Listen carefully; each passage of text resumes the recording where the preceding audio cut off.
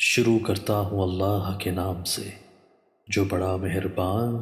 اور نہایت رحم کرنے والا ہے۔ حضرت ابو موسیٰ سے روایت ہے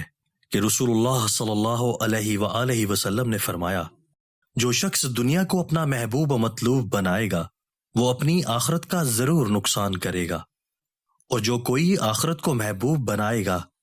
وہ اپنی دنیا کا ضرور نقصان کرے گا۔ بس جب دنیا و آخرت میں سے ایک محبوب بنانے سے دوسرے کا نقصان برداشت کرنا لازم اور ناگزیر ہے تو عقل و دانش کا تقاضا یہی ہے کہ فنا ہو جانے والی دنیا کے مقابلہ میں باقی رہنے والی آخرت اختیار کرو۔ تشریح: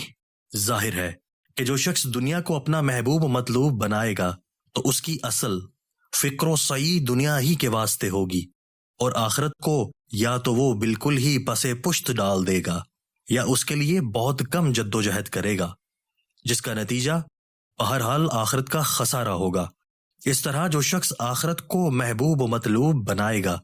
اس کی اصلی سعی و کوشش آخرت کے لیے ہوگی، اور وہ ایک دنیا پرست کی طرح دنیا کے لیے جد و جہد نہیں کر سکے گا، جس کا نتیجہ یہ ہوگا کہ وہ دنیا زیادہ نہ سمیٹ سکے گا۔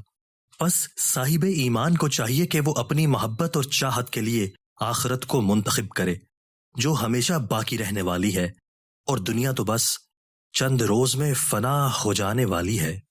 دوستو، اللہ تعالی ہمیں ان احادیث مبارکہ پر عمل کرنے اور اپنی زندگیوں کو سنوارنے کی توفیق عطا فرمائے۔